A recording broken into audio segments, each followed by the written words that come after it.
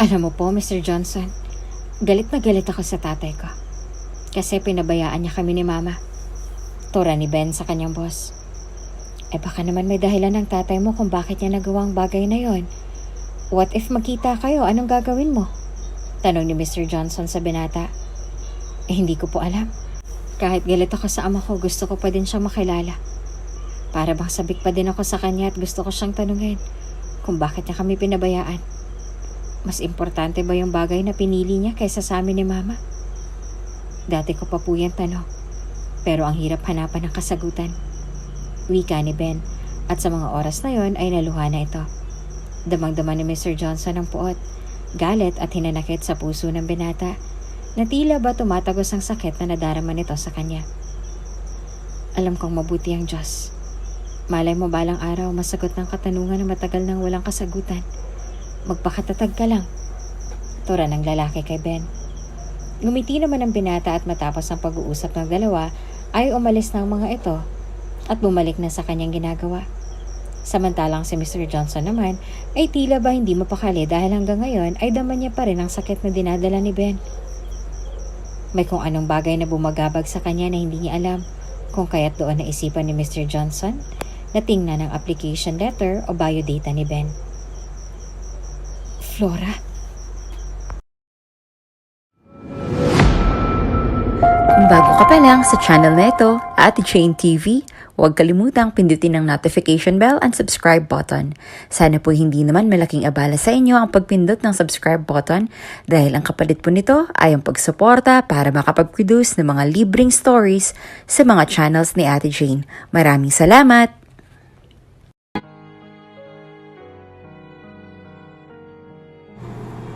Mahal, saan mo balak magpakasal? Sa simbahan ba? Tanong ni Johnson sa kanyang kasintahan na si Flora. Kahit saan naman basta ikakasal ako sa taong mahal ko. At sa'yo yun. Bakit mo naman natanong? Matamis na wika ng dalaga at saka napatanong sa kanyang kasintahan. Sumagi lang sa isipan ko. Siyempre balang araw papakasal din tayo. Tora ni Johnson at hinalikan sa pisngi ang kasintahan. Kasal agad ang nasa isip mo hindi mo pa nga ako ipinapakilala sa mga magulang mo. Bago mo alalahanin ang wedding na yan, unahin mo muna na isipin kung paano mo ako ipapakilala sa pamilya mo.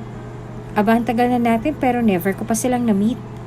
Wika ni Flora sa kanyang nobyo at napayuko pa.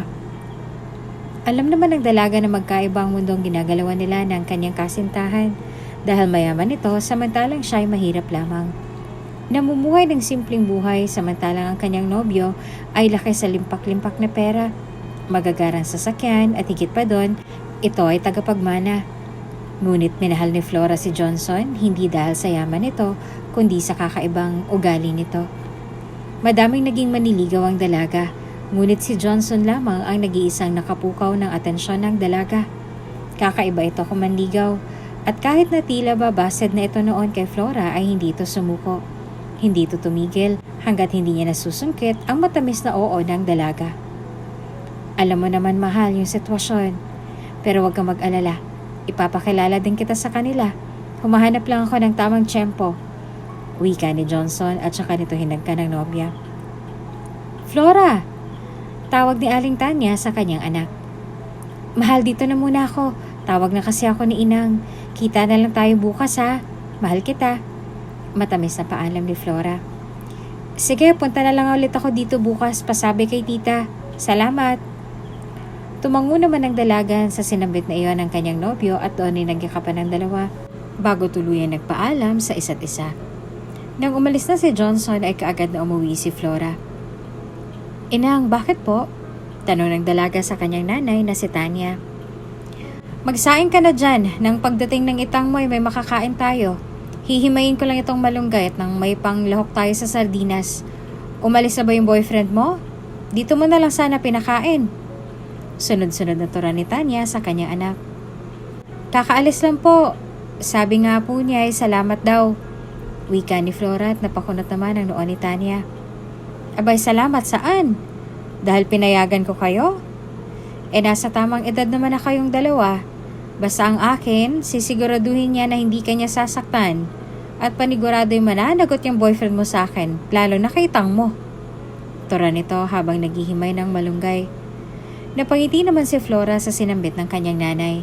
Mahal na mahal siya ng mga ito, lalo na't nag-iisang anak lamang siya. Kung kaya't halos lahat ay ginawa ng mga ito, maibigay lamang ang lahat ng pangangailangan ng kanilang anak. Naku naman si Inang, masyado akong mahal. Huwag po kayo mag-alala ni Itang. Hindi po ako magpapaloko. At higit sa lahat, hindi ako magpapaape. Wika ni Flora sa kanyang ina at yumakap ito ng mahigpit. Ganyan dapat, hindi kita pinalaki para lang lokohin at apihin. Aba, ibang usapan na yan. Hay nako, tama na nga at magsaing ka na. Mamaya darating ng Itang mo, saka na tayo magdramahan. Tora ni Tanya at natawa naman si Flora. Kaagad na sinunod ng dalaga ang utos ng kanyang ina at agad itong nagluto ng kanin. Matapos na magsaing ay nagtungo na si Flora sa kanyang silid at doon ay naupo ito. Sana pag naipakilala na ako ni Johnson sa pamilya niya, matanggap din nila ako. Kagaya ng pagtanggap nila Itang sa kanya. Wika ng dalaga sa kanyang sarili habang nakatitig sa salamin. Ilang sandali ang lumipas ay tinawag na ito ng kanyang mga magulang kung kaya't kaagad na nagtungo sa ibaba si Flora. Kakain na anak, tawagin mo ng Itang mo doon sa may labas, sabay-sabay na kamo tayo. Tura ni Tanya sa kanyang anak at kaagad naman na sinunod iyon ng dalaga. Paglabas ay kaagad na nakita ni Flora ang kanyang ama na nag-aayos ng tricycle nito na ginagamit sa pamamasada. Itang, kakain na daw po, sabi ni Inang, sabay-sabay na daw po tayo. Tura ni Flora sa kanyang ama at nagmano pa. Kaagad naman na tumango si Florendo sa sinambit ng kanyang anak. Sige, mauna ka na, susunod na lang ako. Ligpitin ko lang tong mga ginamit ko. Wika naman ang ama ni Flora at gaya ng sinambit ni Florendo, nauna na nga si Flora. Noong gabing iyon ay sabay-sabay na kumain ng buong pamilya kagaya ng kanilang nakagawian. Samantala, sa kabilang banda naman si Johnson ay umuwi na sa kanilang bahay at gaya ng palagi niyang nadadatnan ay nagtatalo na naman ang kanyang mga magulang. Ano? Aalis ka na naman? Mas importante na ba sa'yo ngayon ang yaman mo kaysa sa amin ng pamilya mo? Galit na sigaw ng ina na si Vivian sa kanyang asawang si Victor. Mom, Dad! Nag-aaway na naman po ba kayo? Halos araw-araw na lang ay ganyan kayo. Wala na ba kayong pakialam sa nararamdaman ko? Naluluhang wika ni Johnson sa kanyang mga magulang at kapwa na tahimik naman ang mga ito. Eto kasing dati mo. Wala na naman sa birthday ng kapatid mo. Nagtatampo na si Beatrice. Debut niya yon tapos wala ang dad niyo? Wala na nga siya nung birthday mo. Pati ba naman sa kaarawan ng bunso mong kapatid? Nag-hysterical na wika ni Vivian sa kanyang anak. Napatingin naman si Johnson sa kanyang ama. Sa totoo lang ay wala namang pakialam ang binata kung wala ang kanyang ama nung kaarawan niya. Dahil alam naman ni Johnson na may mahalagang trabaho ang kanyang ama kung kaya't wala ito.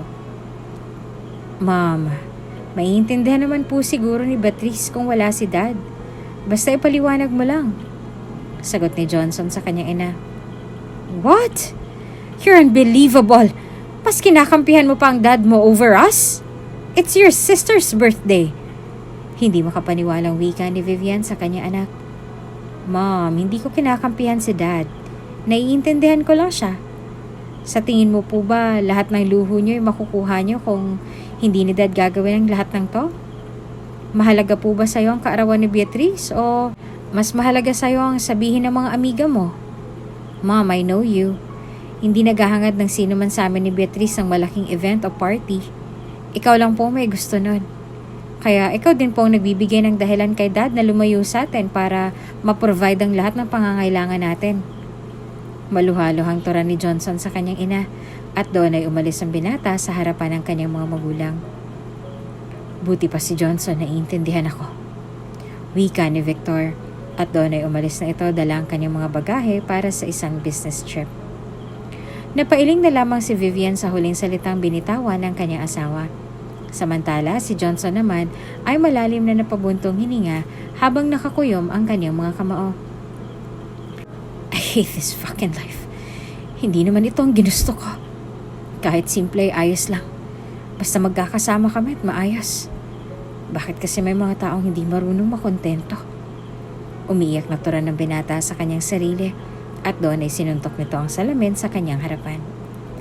Masakit para sa kanya na nagkakaganon ang kanilang pamilya, ngunit hindi niya kaya magalit sa kanyang ama dahil alam niya na ginagawa lamang nito ang lahat para sa ikabubuti ng kanilang pamilya.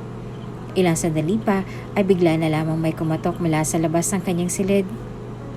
"Kuya, ako to, si Beatrice," wika ng kanyang kapatid at kaagad na ikinubli ng binata ang kanyang kamay na nagdurugo dahil sa pagsuntok niya sa salamin.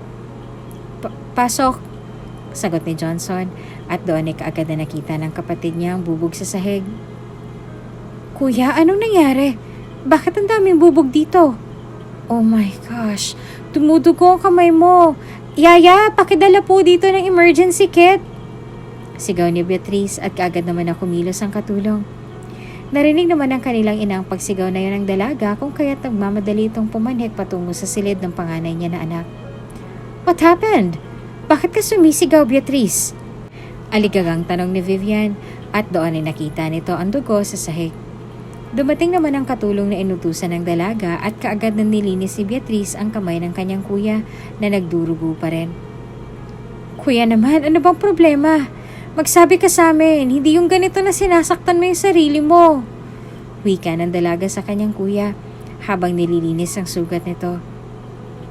"Alam niyo ang problema? Itong pamilya natin. Palagi na lang nag-aaway si mom and dad. Halos araw-araw na lang. Kada uuwi ako, bungad agad ang sigawan nilang dalawa. Mom, hindi mo pa kayang intindihan si dad? Kung gusto mo na palagi siyang nandito para sa pamilya natin, bawasan mo mga hinihiling mo sa kanya. Kasi alam mo po, kaya ganun si dad. Iniisip niya na kapag huminto siya, baka iwan mo siya. Mom, hindi lang nagsasalita o nagrereklamo si dad. Pero alam ko at ramdam ko na pagod na siya. Na gusto niya na makasama tayo. Pero paano? Naisip mo din ba ang nararamdaman niya?" Maluhalo ang wika ni Johnson at niyakap na lang ito ng kanyang bunsong kapatid. "Pasensya na kayo. Pero akala ko kasi lahat ng ginagawa ko ay gusto ninyo." Umiiyak na tura ni Vivian. "Gusto? Tinanong niyo po ba kami? Mom, pwede po bang maging tulad na lang tayo ng dati? Kahit simple, masaya. Hindi tulad ngayon. Lahat nga nasa atin na. Oo, sobrang yaman natin dahil napalago ni dad yung negosyong pinamana sa kanya ni lolo. Pero di ba't parang kulang pa din? Alam niyo po kung bakit? Kasi nasilaw na po kayo sa kayamanan. At kapag ako nagkapamilya, hindi ko hahayaan na maging ganito ang buhay namin." Mahabang wika ni Johnson. At doon ay tumayo ito at saka umalis sa kanila. Susundan pa sana ito ng kanyang nakababatang kapatid na si Beatrice, ngunit pinigilan ito ng kanilang inang na si Vivian. "Kailangan niya ng space. Hayaan na muna natin siya," tura nito sa kanyang bunsong anak. "Pero ma'am, dumudugo pa ang sugat ni kuya," pangangatwiran ng dalaga sa kanyang ina. "I know. Pero hayaan na muna natin siya. Isa pa panigurado diretso na naman yung kuya mo dun sa hampas lupa niyang girlfriend." Gigil na wika ni Vivian. "Po? Si kuya may girlfriend? Pero wala po siyang pinapakilala sa atin. How come? Paano mo po nasabi?" Takang tanong ni Beatrice na may halong pagkagulat. "Minsan kong sinundan ng kuya mo at nakita ko siya nakasama ang babaeng duka. Kung ayaw mo akong paniwalaan, I will give you their address nang ikaw mismo makaalam para hindi naman ako palaging masama sa mata niyo," wika ni Vivian at doon na ibinigay nito ang tinitirahan nila ni Flora. Sa kabilang banda, tulad ng mga hula ni Vivian, dumiretso nga si Johnson sa tahanan ng kanyang kasintahan. "Oh, mahal, umiyak ka ba?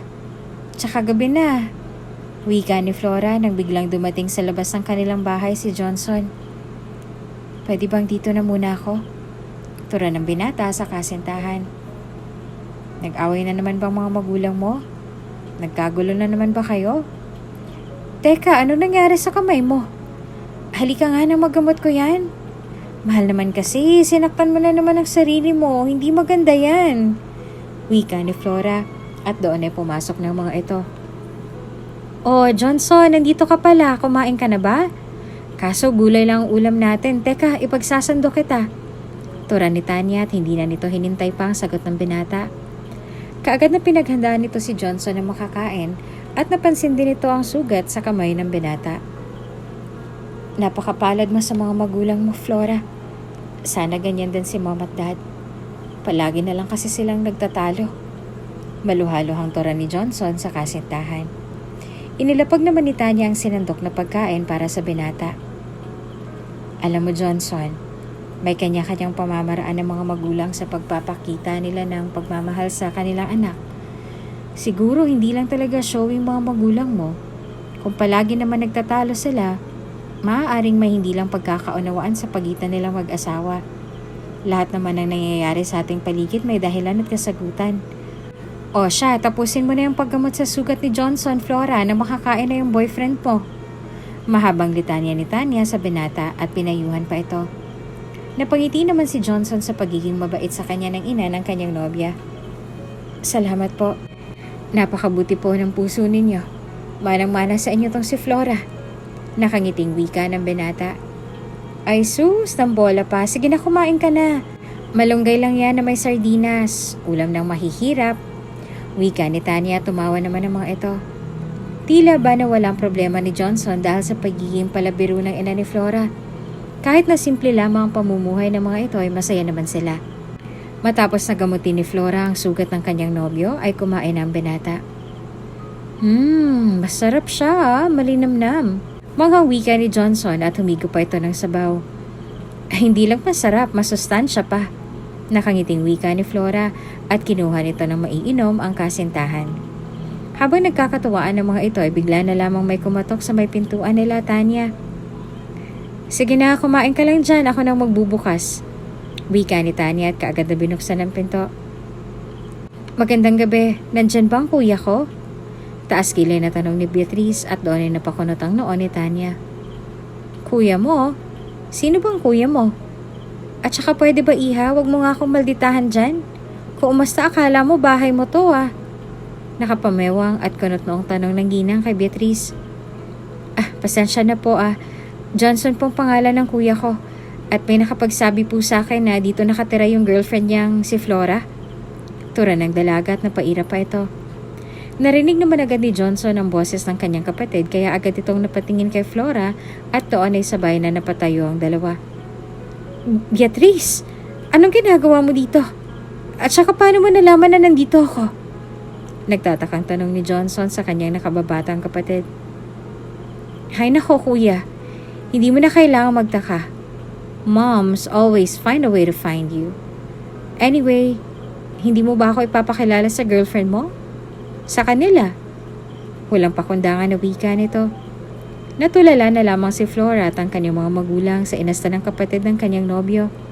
Magalang si Beatrice pagdating sa kanyang kuya. Ngunit mana ito sa kanyang ina na matapobre at mapanghusga. Hello sa'yo. Ako si Flora. At saka ito si Inang. Tapos ito naman ang itang ko. Ikaw palang kapatid nitong si Johnson. Palagi kanyang nagkikwento sa akin. Nice to meet you. Tura ng dalaga at inilahad pa nito ang kanyang kamay, ngunit tinignan lamang ito ng masama ni Beatrice. Yeah, I am his sister. Kuya ko siya. Hindi ko inaakala na tama palang sinabi ni Mom na isang low class ang girlfriend mo, kuya. Mapanginsultong wika nito. Beatrice, pwede ba umuwi ka na lang? Hindi na ako natutuwa sa mga sinasabi mo. Kahit ganito sila tita at Flora, napapasaya nila ako. Wika ni Johnson at tinuwanan lamang ito ng kanyang kapatid. Napapasaya? Well, ginagawa lang nila yon para makuha ang loob mo. Then anong kasunod? Huhututan ka nila ng pera? Dire-diretsang wika ni Beatrice at doon ay sinampal ito ng kanyang kuya. Kung pumunta ka lang dito para insultuhin ang mahal ko, pwede bang umalis ka na lang? O baka gusto mong ako mismo kumaladkad sa'yo? Galit na wika ng pinata. You're unbelievable, kuya. Kaya ba ganun kang sumagot kay Mom kasi yun ang natutunan mo dito sa mga taong ito? Panghampas lupa. Alam nyo, lalo ka na. Lalabas din ang totoo. I will prove to you, kuya, na pera lang ang habol sa'yo ng babaeng to. Galit na wika ni Beatrice at saka nito masamang tinignan si Flora bago tuluyang umalis. Napahilamos na lamang si Johnson sa inasta ng kanyang kapatid. Pasensya na kayo sa inasta ni Beatrice ha. Hindi ko ine-expect na malalaman niya ang tungkol dito. Ako na humihingi ng tawad sa pag-uugali ng kapatid ko. Paghingi ng dispensa ni Johnson sa mga ito. Ang layo ng pag-uugali ng kapatid mo sa'yo, no? Napaka-spoiled brat niya. Aba, kung anak ko yon, siguro nakatikim na sa akin yun ng malutong na sampal. Grabe siya kung makapanghusga ng kapwa niya. Hindi magandang ganon.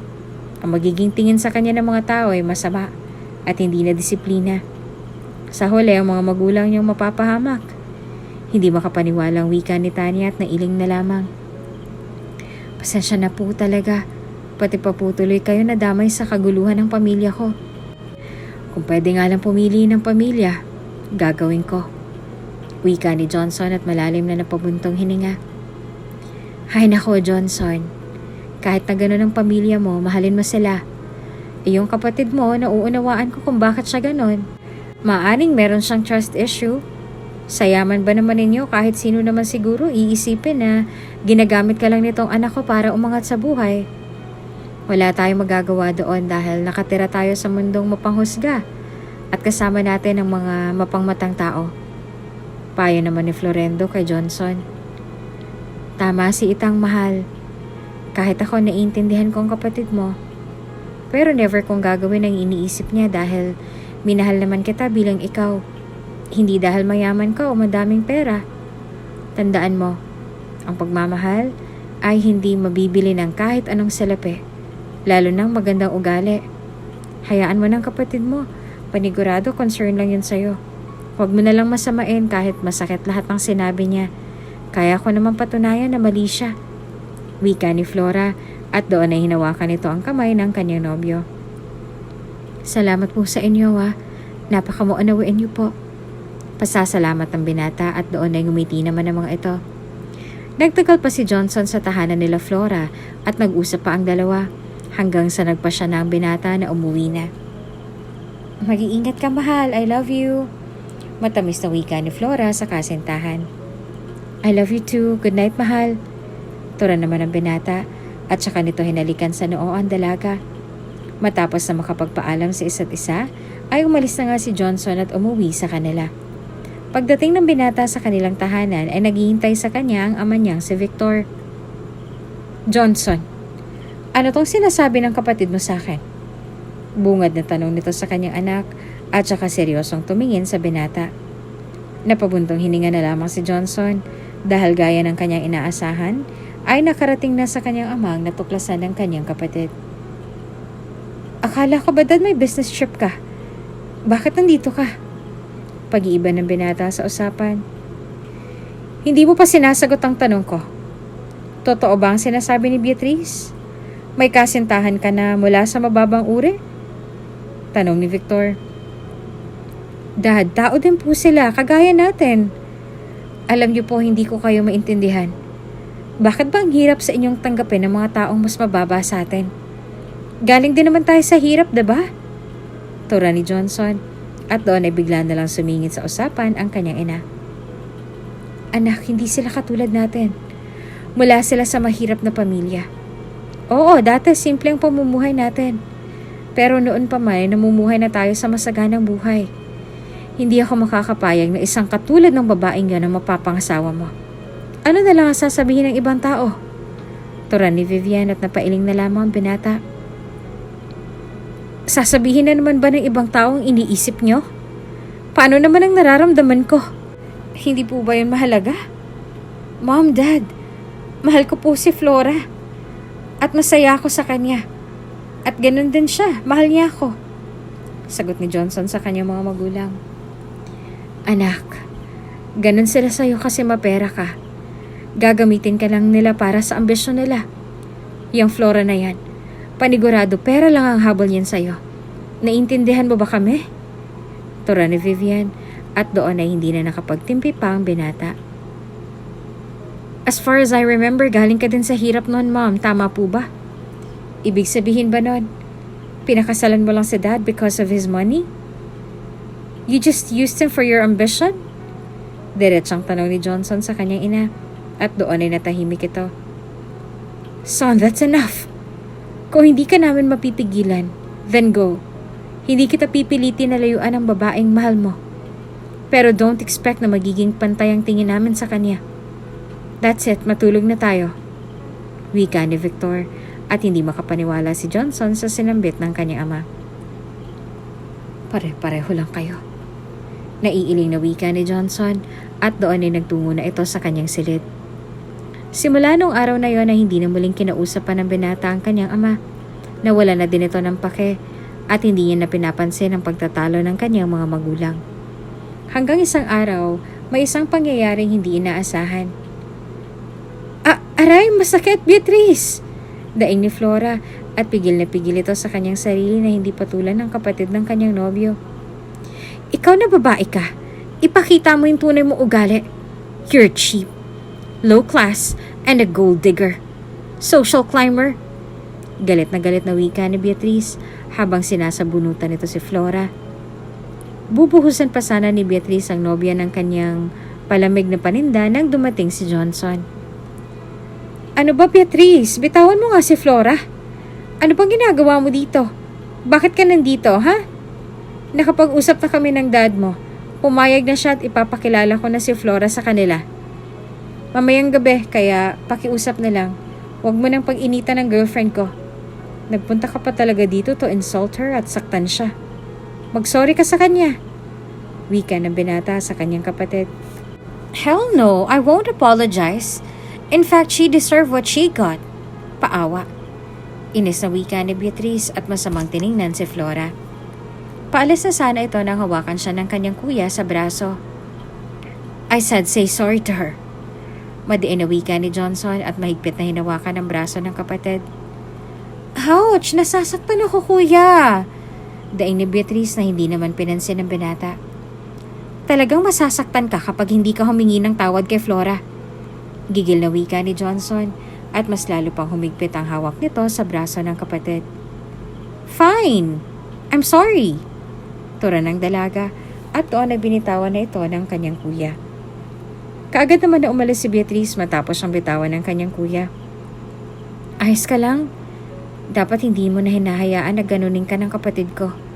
Kahit na sister ko siya, hindi mo dapat hinahayaan na ganunin ka niya. Baling ni Johnson sa kanyang kasintahan. Tapos ano? Kapag pinatulan ko ang kapatid mo, mas lalo lang yung magagalit sa akin. At saka dapat hindi mo ginawa yung ganung bagay sa kanya. Mas lalo lang akong pag-iinitan ni Beatrice. Turan ni Flora sa kanyang nobyo. Kapag hinayaan mo mga tao na ganun-ganunin ka, uulit-ulitin nila yon.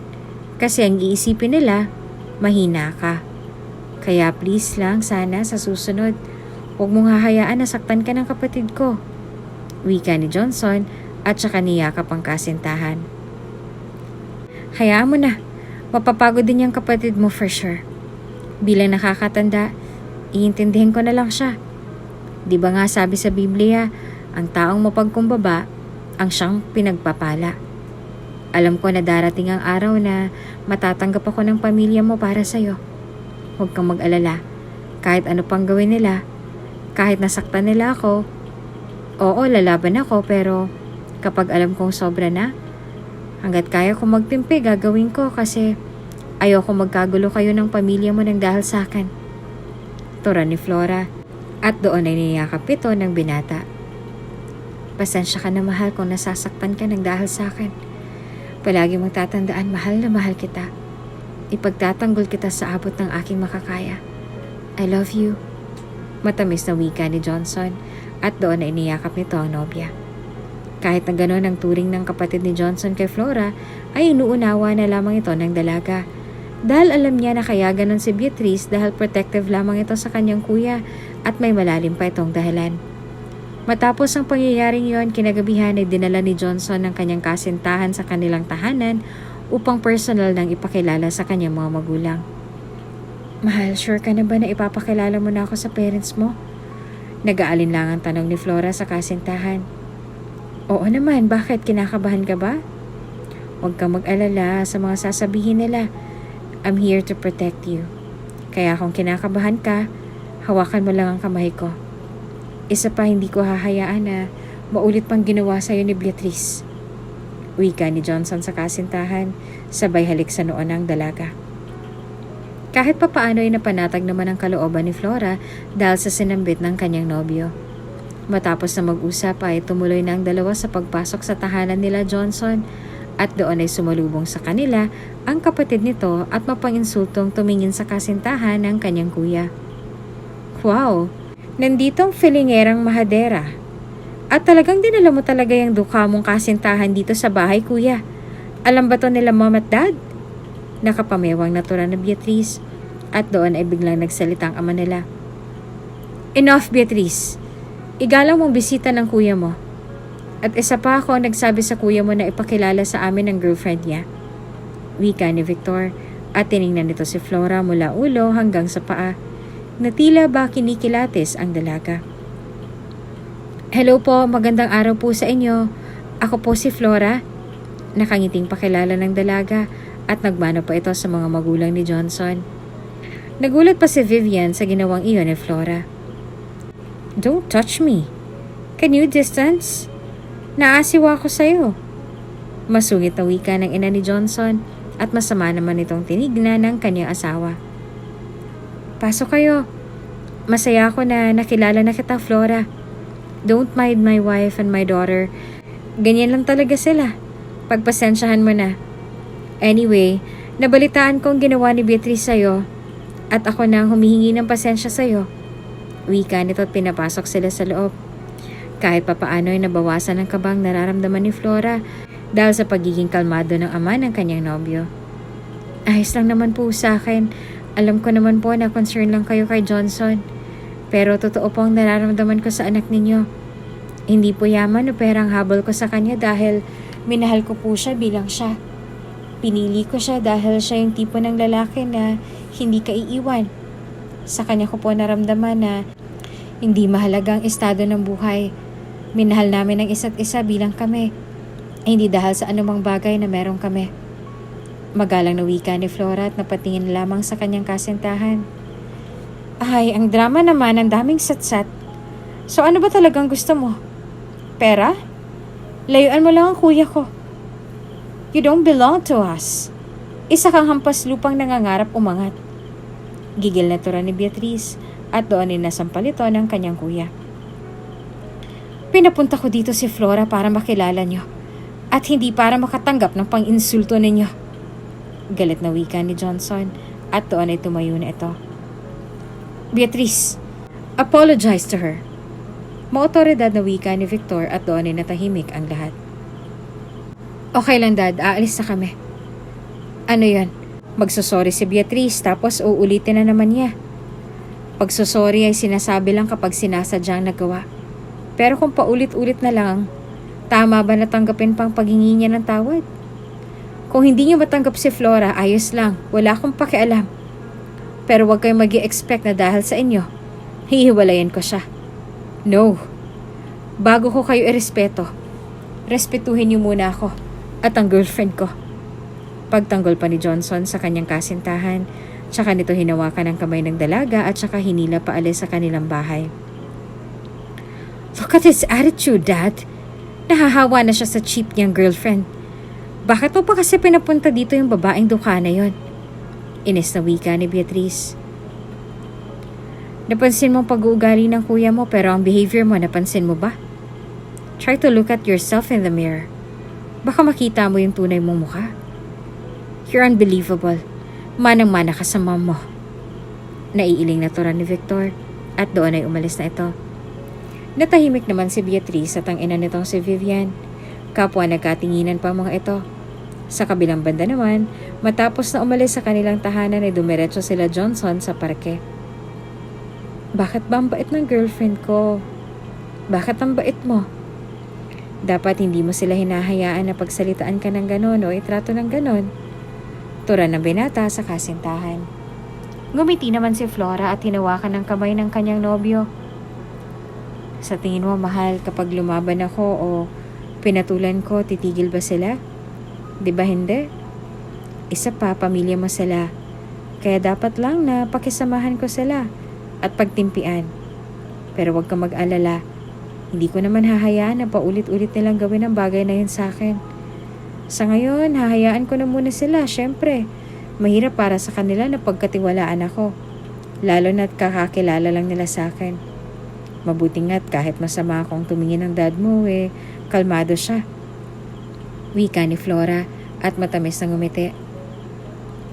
Kaya mahal na mahal kita napakabuti mo. Salamat sa pag-intindi at pag-unawa sa pamilya ko. Wika ni Johnson at doon ay nagyakapan ng magkasintahan.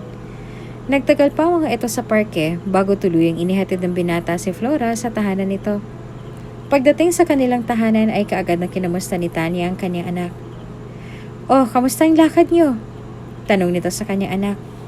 Pagod na naupo sa kanyang sofa si Flora at saka malungkot na napatingin sa kanyang ina. Inang, ang unfair po ng mundo, no? Bakit kaya may mga taong mapanghusga? Hindi naman sila perpekto. Nakakalungkot lang isipin na hindi lahat ay kayang umunawa sa sitwasyon natin. Matamlay na wika ng dalaga. Sa totoo lang, labis na nasasaktan si Flora sa lahat ng sinabi ng kapatid at ina ng kanyang kasintahan. Para bang bumaba ang tingin niya sa kanyang sarili. Hindi niya lamang iyon ipinapahalata kay Johnson dahil ayaw niyang mag-isip ito at dumagdag pa sa poproblemahin ng binata. Bakit? Ano bang nangyari? May ginawa ba sila sa'yo? Nag-aalalang tanong ni Tanya sa kanyang anak. Kagaya po ng inaasahan, katulad ni Beatrice ang kanyang nanay. Napakamata pobre po nila at iniisip nila na pera lang ang habol ko kay Johnson. Nasinagot ko naman, pero todo pa din ang lait sa akin ni Beatrice. Parang bumaba tuloy ang tingin ko sa sarili ko. Sobrang sakit ng mga salitang binitawan nila. Muntik ko nang hindi kayanin. Wika ng dalaga at napayuko na lamang. Ano pa bang aasahan natin sa mga mayayamang tao? Malamang mapang-insulto sila. At higit doon mapanghusga. Para bang may trust issue sila kasi takot maghirap? Anong ginawa ng boyfriend mo nung maliitin ka ng pamilya niya? Tura ni Tanya at natanong ang kanyang anak. Pinagtanggol niya po ako. Sinagot niya yung nanay niya at kapatid. Mabuti nga po kahit parang ang seryoso ng dad niya. Mabait naman ito at saka diretso magsalita. Ang totoo po niyan, pinagtanggol pa nga niya ako sa asawa niya kay Beatrice. Kahit na para bang nakakatakot siya. Kaya siguro madalas kampihan ni Johnson ang dad niya kasi mabuti ito. Pagkukwento ni Flora sa kanyang ina. Ganun ba? Anak, tandaan mo huwag na huwag ka din basta-basta nagtitiwala. Minsan kasi yung akala natin na kakampi natin, sila pala yung taong mananakit sa atin. Yung iniisip mo na mabait at mabuti sila pala yung masama at mapanghusga. Kaya ingatan mo ang puso mo, pati na rin ang sarili mo. Nandito lang kami ng papa mo palagi para sa'yo. Wika ni Tanya at hinagka ng kanyang anak. Tatandaan ko po yan, inang. Matamis na tura ni Flora. Nang dahil sa nangyari, mas lalong lumayo ang loob ni Johnson sa kanyang ina at hindi na din ito madalas makipagkulitan sa kanyang kapatid na si Beatrice. Sa paglipas ng mga araw at taon ay mas lalong tumibay ang sabahan nila Flora at ng kanyang nobyo. Anak, nandyan si Johnson, hinahanap ka. Tura ni Florendo at doon ay kaagad na lumabas si Flora. Flowers for you. Matamis na wika ni Johnson at iniabot ang bugkos ng bulaklak sa kasintahan. Anong meron? Bakit may pabulaklak ang boyfriend ko? Nagtatakang tanong ng dalaga sa kanyang nobyo. Tita, tito, gusto ko po sana humingi ng permiso. Hihingin ko po sana ang inyong basbas para makapaghanda na po ako sa kasal namin ni Flora. Narito po ako sa harapan ninyong lahat at sasambitin ng katanggang, Flora, will you marry me? Tanong ni Johnson at lumuhod pa ito sa harapan ng kanyang kasintahan at doon ay nilabas nito ang isang maliit na kahon na kulay pula. Napaluha naman si Flora dahil hindi niya inaasahan ang bagay na yon. Biglaan lamang ang lahat. Wow, grabe akala ko dadalaw ka lang, Johnson. Proposal na pala ito. Bueno, ano pa nga bang magagawa namin? Mahal niyo naman ang isa't isa. Basta ipangako mo lang sa amin na huwag mong paiiyakin at sasaktan itong anak namin, ha? Kapag ito umuwi dito sa bahay na umiiyak, aba, kailanman hindi mo na siya makikitang muli. Wika ni Tanya at doon ay isang matamis na oo ang sagot ni Flora sa tanong ng kanyang boyfriend. Kaagad na isinuot ni Johnson ang isang diamond ring sa daliri ng dalaga. Pangako po, hindi ko paiiyakin ang anak ninyo. Wika ng binata at doon ay nagyakapan ng magkasintahan. Labis na tuwa at sayang nararamdaman nila Johnson at Flora ng mga oras na yon. Para bang walang hahadlang sa kanilang pagmamahalan? Matapos na mag-propose ay kaagad na inasikaso ng dalawa ang kanilang kasal. Simple lang ang gusto ko, mahal. Hindi naman kailangan na ingrande dahil ang mahalaga ay maikasal tayong dalawa sa isa't isa, kahit saang lugar pa yan. Wika ni Flora sa kanyang kasintahan. Gaya nga ng naisang dalaga ay sinagawa ang kasal sa isang simbahan at napakasimple lamang ng theme ng kanilang wedding. The Dukha Bride. Masaya ka ba na nakuha mo ng gusto mo? Are you happy na ikakasal ka na kay kuya? Anyway, kahit na ikasal ka kay kuya, I will not let you ruin our family. Hindi ko hahayaan na isang katulad mo ay maging parte ng pamilya namin. Galit na wika ni Beatrice. Please, Beatrice, huwag ngayon. Pwede bang ipaubaya mo muna sa akin tong araw na to? Kasal ko kasi to at ayoko masira ang araw ko ng dahil lang sa'yo. Pakiusap ni Flora sa kapatid ng kanyang mapapangasawa. Tumawa naman ang dalaga at tila ba wala itong pakialam sa sinambit sa kanya ni Flora. Ipaubaya? Hell no! I will do whatever I want. Huwag kang umasa na boss dito. And also, this flower and this necklace, hindi mo yan deserve. Hindi to bagay sa katulad mo. Sigaw ni Beatrice at doon ay pinagsisira nito ang bulaklak at saka hinablot ang kwintas ng bride. Nang dahil sa nangyari at ginawa ng dalaga ay hindi na nakapagtimpi pa si Flora. Nasampal na to si Beatrice at doon ay nagsalita ito. Ano bang ginawa kong mali para itrato mo ako ng ganito, ha? Isa pa, kahit na hindi mo ako matanggap bilang kapamilya, wala ka na magagawa doon. Dahil kapag kami na ikasal na ni Johnson, magiging asawa na ako ng kuya mo. At isa lang ang ibig sabihin nun, magiging parte na ako ng pamilya ninyo. At kahit na lumuha ka pa ng dugo, hindi na yun magbabago.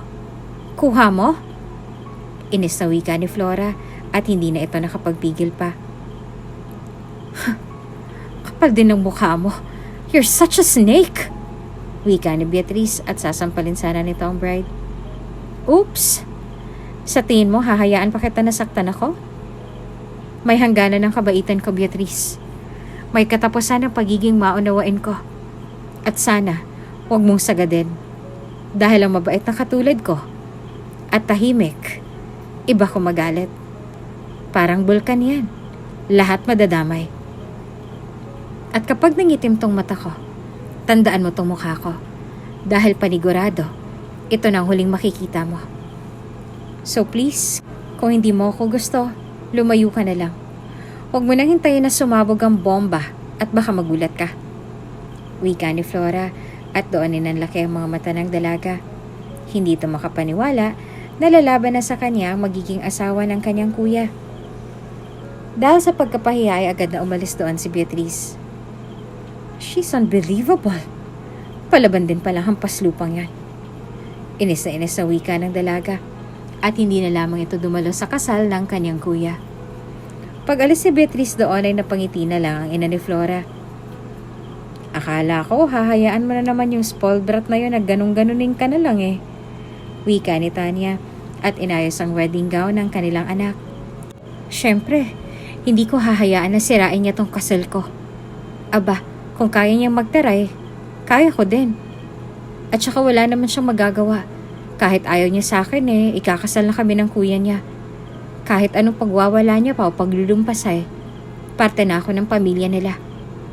Ayoko sanang patulan siya pero tama si Johnson sumusobra na siya. Wika ni Flora at ngumiti na lamang ito upang mawala ng init ng kanyang ulo. Matapos na magkapag-ayos ay lumabas ang bride at sumakay sa kanyang bridal car patungo sa simbahan. Habang nasa biyahe, inalala ni Flora ang lahat ng alaala nila ng kasintahan. At sa wakas, sa dami ng panlalait na kanyang natamo mula sa pamilya ng kasintahan, sa huli ay siya pa din ang nagwagi. Dahil ngayon ay ikakasal na siya sa lalaking kanyang pinakamamahal. Ilang sandali pa ay nakarating na din sa simbahan ng bride. At doon ay tila ba nag-slow motion ng paligid habang naglalakad dito sa gitna. Naiyak naman si Johnson habang hinihintay ang kanyang mapapangasawa sa may altar. Nang makarating na sa harapan ni Johnson si Flora, ay iniabot ni Florendo ang kamay ng kanyang anak at saka nagturan. Ingatan at mahalin mo ang aming anak. Naway magsama kayo sa hirap at ginhawa. Wika ng ama ng bride. At doon ay sabay na humarap sa pare ang dalawa. Nagsimula na nga ang seremonya at doon ay binitawan ng dalawa ang kanilang vow sa isa't isa. I will do my best to be a good husband to you. I will protect you no matter what. Sasamahan kita sa hirap at ginhawa. Matamis na wika ni Johnson at doon ay isinuot ang singsing sa daliri ng kanyang asawang si Flora. Itong singsing na ito magsisilbing tanda nating dalawa sa ating wagas sa pagmamahalan. Habang suot-suot mo ito, mananatili ang pagmamahal ko sa iyo. Alam ko na hindi ako perpekto, pero gagawin ko ang best ko to be a good wife to you. Turo naman ni Flora at matamis ding umiti. Matapos ang pagpapalitan ng vows at I do ng dalawa, ay doon na sinambit ng pare na ganap ng mag-asawa ang dalawa. You may now kiss the bride, wika ng pare at doon ay nagpalakpakan ng lahat. Naging masaya ang wedding ng dalawa, maging ang kanilang honeymoon. Makalipas ang 5 taon na pagsasama bilang mag-asawa ay hindi pa din nagkakaroon ng anak ang dalawa. Mahal, what if maghanap na lang tayo ng surrogate mother? Kasi ilang taon na din tayo mag-asawa pero hindi pa din tayo nagkakaroon ng anak. Suwestyon ni Johnson sa kanyang asawa. Natahimik naman panandalian si Flora dahil sa ideyang naisip ng kanyang mahal na asawa. Mahal, hindi naman minamadali ang pagkakaroon ng anak. Kung kalooban tayo ng Diyos, darating din yon. Huwag mo lang madaliin. Wika nito sa kanyang asawa at doon na hindi na lamang umimik si Johnson. Sa totoo lamang, noon pa man ay nais na ng lalaki na magkaroon ng anak, ngunit tila ba mailap sa kanilang tadhana. Dahil sa tagal ng kanilang pagsasama ay hindi pa din sila nabibiyayaan ng sariling anak. Matapos mapag-usapan ng bagay na yon, ay nagpaalam si Flora na tutungo sa kanyang mga magulang. At doon ito sinabing ideyang naisip ng kanyang asawa. Ano? Surrogate mother? Hindi naman masamang ideyang yon pero di ba pangarap mo na magkaroon ng anak? Na ikaw mismo magdadala sa sinapupunan mo? Tora ni Tanya at napabuntong hininga na lamang si Flora. Hindi na nito alam ang kanyang dapat pakinggan, ngunit tama naman ang kanyang ina. Samantala, sa kabilang banda naman si Johnson ay kinausap na ng kanyang mga magulang. Ano, Johnson? Hanggang ngayon wala pa din kayong anak ni Flora? Wala ba kayong balak na bumuo? Tora ni Victor sa kanyang anak. Kuya, bakit ayaw mo na lang kasi sundin yung sinabi ko sa'yo na surrogacy? At least may anak ka. At saka tumatanda na kayo ng asawa mo. Baka mamaya maunahan pa namin kayo ni Christoph. Wika ni Beatrice at ngumiti pa na mapang-insulto sa kanyang kuya. Ikaw pa naman ang tagapagmana. Paano na lang kung bigla ka mawala?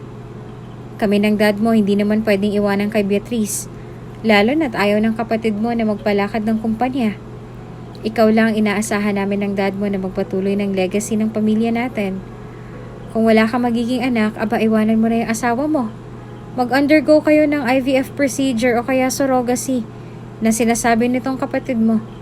Anak mo pa din naman yon. Mahabang litanya ni Vivian. At doon ay napayuko na lamang si Johnson. Gulong-gulo na ang isipan ng lalaki at halos araw-araw na lamang itong ginugulo at sinusulsulan ng kanyang sariling pamilya. Hanggang sa naisipan na nito na mag-undergo na lang ng surrogacy. Nag-research at ipinaliwanag ng asawa ng kanyang kapatid ang patungkol sa procedure. Bagamat nung una ay tila ba nakokonsensya si Johnson dahil inilihim niya ang bagay na yon sa kanyang asawa.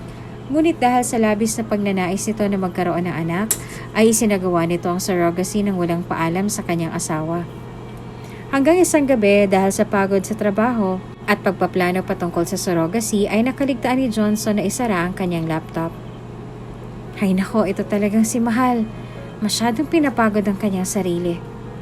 Wika ni Flora at doon ay inayos nito ang kumot ng asawa. Matapos nun ay napabaling ito sa laptop na nakabukas at doon ay tila ba may kung anong nag-udyo kay Flora na mag-usisa doon. Laking gulat ng babae nang makita ang chats, emails at files patungkol sa surrogacy. Hindi naman makapaniwala si Flora na magagawa ng kanyang asawa na maglihim sa kanya. Binasa at kinalikot pa iyon ng babae at doon ay naluha na lamang siya sa mga salitang binitiwan ng mga ito. Hay nako, baog kasi yung babaeng yon. Sus, wag kayong ganyan. Mahal na mahal ni Johnson ang asawa niya. Hampas lupa naman at low-key. Ilan lamang yon sa mga nabasa ni Flora sa usapan ng pamilya ng kanyang asawa sa isang group chat. Sobrang nasaktan ng babae dahil wala man lang sinabi ang kanyang sariling asawa at hindi man lang siya pinagtanggol nito kagaya ng dati. Pare-pareho lang kayo, mga walang hiya. Pinagkakaisahan niyo ako. Isa kang duwag, Johnson. Mula ngayon, hindi mo na ako makikita pa. Galit na wika ni Flora at doon ay kaagad itong nagligpit ng kanyang gamit. Nung gabing mismong iyon ay nag-alsabalutan si Flora at hindi man ito kinausap ang asawa. Umuwi si Flora sa kanyang mga magulang na umiiyak. Bitbit ang kanyang mga gamit. Anak? Gabi na, anong ginagawa mo dito? Teka, may nangyari ba? Kunot noong tanong ni Tanya sa kanyang anak. Ina, itang, pare-pareho lang sila. Umiyak na tura ni Flora at doon ay niyakap ito ng kanyang mga magulang. Nagkatinginan naman ang mag-asawa at saka nagtanong sa kanilang anak. Ano bang nangyari? Kunot noong tanong ni Florendo sa kanyang anak. Ina, nabasa at nakita ko na pinag-uusapan at pinagtatawanan nila ako sa group chat nila. Kesyo hampas lupa daw ako. Low-key at higit sa lahat baog daw ako. Lahat naman yun matatanggap ko pero ang hindi ko kinaya habang nagsisikap ako na ayusin ang relasyon namin mag-asawa. Nakaredy na pala ang embryo. Nabuo na. Ipagbubuntis na lang ng surrogate. At ang masakit pa doon, alam nilang lahat kasi nasa iisang group chat sila. Tapos inaalipusta na ako ng mga pamilya niya. Wala lang siyang sinabi. Hindi siyang Johnson ang minahal ko. Umiyak na paliwanag ni Flora sa kanyang mga magulang. Hayaan mo na ang asawa mo, anak. Balang araw, babalik din sa kanilang lahat ng ginawa nila sa'yo. Wika ni Tanya at doon ay pinahid nito ang luha ng anak. Inang, sobrang sakit po kasi. Silang lahat alam nila tapos ako na asawa walang kaalam-alam. Ginawa pa nila akong pulutan sa group chat nila at pinagtawanan. Umiiyak na tura ni Flora sa kanyang ina. Ganon talaga, anak. Sinabi ko naman sa'yo na ingatan mong puso mo at sarili mo dahil hindi lahat ng nasa tabi mo ay mananatili. Tigil na, anak, huwag mo nang saktan ng iyong sarili. Wika ni Tanya sa kanyang anak at doon ay tuloy-tuloy na bumuhos ang luha sa mga mata ni Flora. Labis na paghihinagpis ang nararamdaman ng babae. Nung una'y umaasa pa ito na hahanapin siya ng mahal niyang asawa. Ngunit hindi mo lang ito nagpakita sa kanya na siyang mas ikinagalit ni Flora. Pakiramdam niya ay ang tanga-tanga niya, naniniwala siya sa mga pangakong binitawan sa kanya ni Johnson. Sa kabilang banda naman, pagising ni Johnson, ay kaagad na hinanap niya ang kanyang asawa, ngunit wala nang lahat ng gamit ni Flora. Where is she? Galit na wika ni Johnson. Napahilamos pa ito ng kanyang mukha at doon ay napatingin ito sa kanyang laptop. Nakabukas iyon. Lahat ng files, emails, chats at messages ay nakabukas. Doon lamang naisip nito na alam na ng kanyang asawa ang lahat. Dahil sa inis ay naibato ni Johnson ng vase sa kanyang tabi. Kaagad naman na narinig nila Beatrice ang tunog ng basag na vase, kung kaya't agad na dumiretso ang mga ito sa silid ni Johnson. What happened? Ano bang problema mo, Johnson, at nagbabasag ka ng gamit? Kunot noong tanong ni Victor sa kanyang anak, saka napatingin sa basag-basag na vase. Nalaman na lahat ni Flora. At ngayon umalis ng asawa ko. It's my fault. Dapat talaga sinabi ko sa kanyang totoo. Damn it. Ang tanga-tanga ko. Bakit ba hinayaan ko na mangyaring bagay na to? Kunot ng wika ni Johnson at sinisi nito ang kanyang sarili. Nagkatingin na naman ang mga magulang nito at tila ba masaya pang mga ito sa naganap. Are you insane, kuya? Bakit mo naman sisisihin ang sarili mo? Choice ng asawa mo na umalis. Hayaan mo siya. At saka wala ka namang hahabulin sa kanya dahil wala namang kayong naging anak. As if naman kawalan siya. Isa pa, kuya, kahit na sabihin mo sa kanyang totoo, wala pa din magbabago dahil gusto ng asawa mo na magkaanak kayo. Nangangarap pa siya eh. Hindi niya nga kayang bigyan ka ng anak. Masungit na wika ni Beatrice at doon ay natahimik naman si Johnson. Tila ba naniwala ito sa kanyang kapatid, ang hindi niya alam ay nilalason lamang ng mga ito ang kanyang utak dahil ayaw ng kanyang pamilya sa asawa niyang si Flora. Isa pa, baka umalis yun kasi may iba na siya. Iyon lang ang way niya para iwan ka. We warned you, Johnson. Ginagamit ka lang ng asawa mo. At ngayon na siya na mismo ang umalis, then let her go. Tandaan mo, hindi ka dapat maghabol sa kanya. Isa pa, she's just a nobody woman. Walang ipagmamalaki sa kanyang sarili. Siya pang may ganang maglayas at iwan ka? Panunulsol ni Vivian sa kanyang anak. Malalim na napabuntong hininga si Johnson at dahil nga sa mga sinambit ng kanyang pamilya ay hindi na hinawol pa ni Johnson ang kanyang asawa. Hinayaan niya na natuluyang masira ang kanilang pagmamahalan na ipinaglaban nila noon. Simula noon ay wala nang naging balita pa ang dalawa sa isa't isa. Nagkanya-kanya na ito ng kanilang mga buhay. Si Johnson kahit sa surrogacy ay never nabuo ang baby dahil laging failed. Naka 6 rounds na siya sa surrogacy pero walang naging okay. Failure lahat. Doon niya naisip na baka hindi na talaga siya magkakaanak. Pagkatapos ng 20 taon, matanda na si Johnson. Hindi na ito nag-asawang muli. Dahil failure after failure ang naging relationship nito. At never na naging the same sa dati niyang asawa ang kanyang naging relasyon sa ibang mga babaeng dumating sa kanyang buhay. Kuya, hindi ka ba sasama sa amin na dumalaw sa puntod nila mom and dad? Tanong ni Beatrice na kanyang kuya. Ilang taon na din buhat ng namayapa ang mga magulang nila Johnson. Ang kanilang inay namatay dahil sa atake sa puso. Samantalang ang kanilang ama naman ay namatay dahil sa sakit nitong leukemia. Kung kaya't simula na mawala ng magulang si Johnson ang humahawak sa legacy ng kanilang pamilya. Siya nang naging CEO ng kanilang kumpanya dahil hindi naman niya maaasahan ang nakababatang kapatid patungkol sa pamamalakad sa kanilang kumpanya.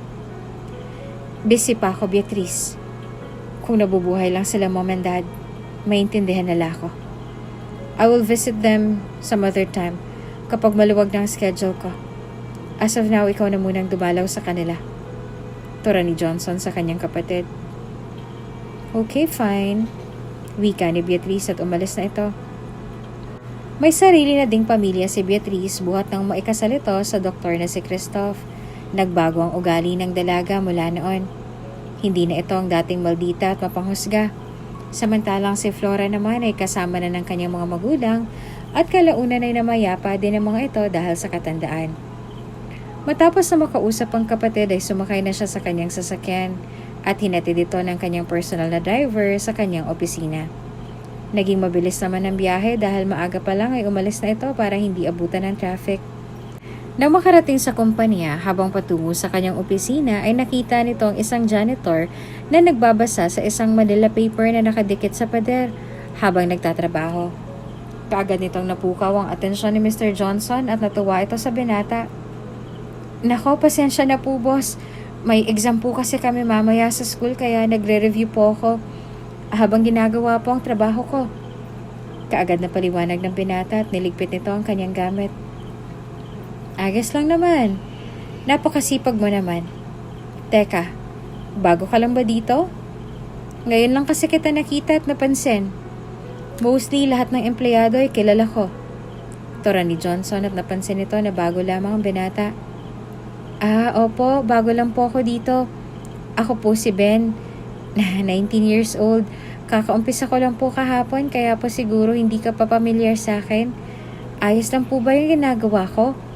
Baka po tanggalin mo po ako sa trabaho, pangako po hindi na mauulit. Pagpapakilala ni Ben at kaagad na humingi ng dispensa sa kanyang boss.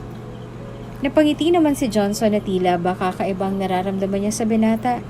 Para bang ang gaan-gaan ang pakiramdam niya kay Ben at natuwa ito sa ipinakitang kagalangan nito.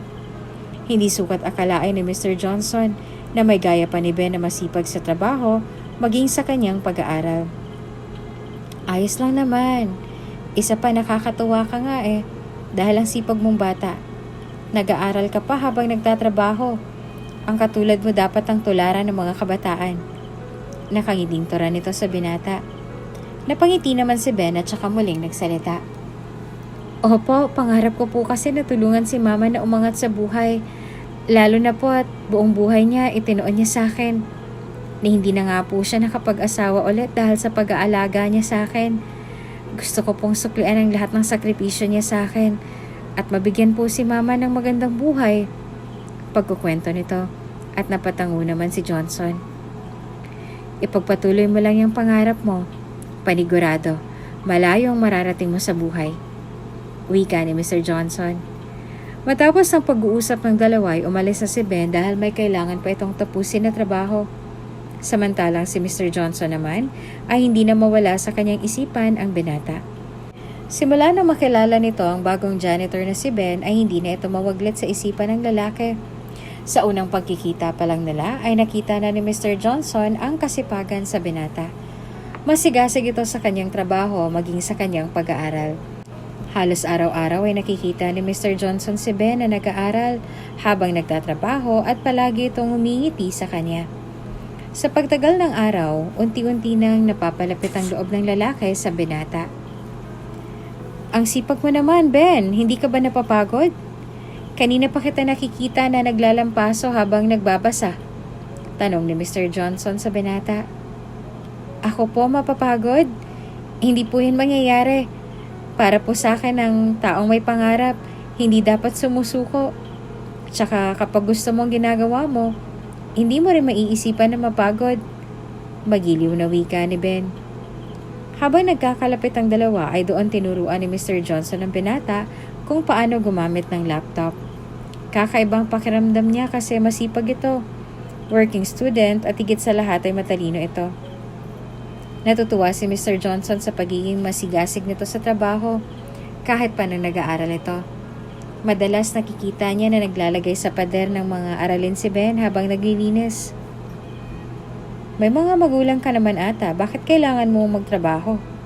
Tapos nag-aaral ka pa. Hindi ka ba nahihirapan yan? At saka mahirap ang ginagawa mo pinagsasabay mong pag-aaral at pagtatrabaho. Pag-uusisa ni Mr. Johnson sa binata. Ngumiti naman ang binata at saka ito nagpaliwanag. Single mom po kasi ang nanay ko. Gustong-gusto ko na tulungan si mama kasi wala akong tatay, iniwan kami. Kasi akala daw ng tatay ko, hindi na magkakaanak ang nanay ko kaya nag-anak siya sa iba. Never ko na po na-experience na merong tatay. Kaya madalas akong tampulan ng tukso noon dahil wala daw akong tatay. Pero para sa pangarap, hindi ko na lang din pinansin ang sinabi ng ibang tao sa akin. Ang mahalaga ay masaya kami ni mama. Wika ni Ben at baka sa boses nito ang lungkot. Napayuko naman si Mr. Johnson na tila batago sa kanyang puso ang lahat ng sinabi ni Ben. Ang lungkot naman ng kwento mo. For sure, kung kasama mo pa ang papa mo, proud yun sa'yo. Wika ni Mr. Johnson at doon ay napayuko naman si Ben. Paano po siya magiging proud Hindi niya man lang hinanap ang mama ko.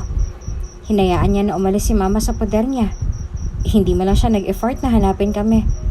Porket akala niya ay hindi sila magkakaanak ng mama ko, pinabayaan niya lang.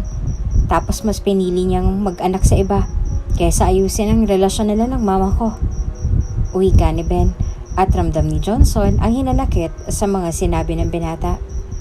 Para bang tinamaan siya sa mga sinambit nito dahil gaya ng sa kwento ng binata, iniwan din niya noon ang kanilang asawa dahil hindi sila magkaanak.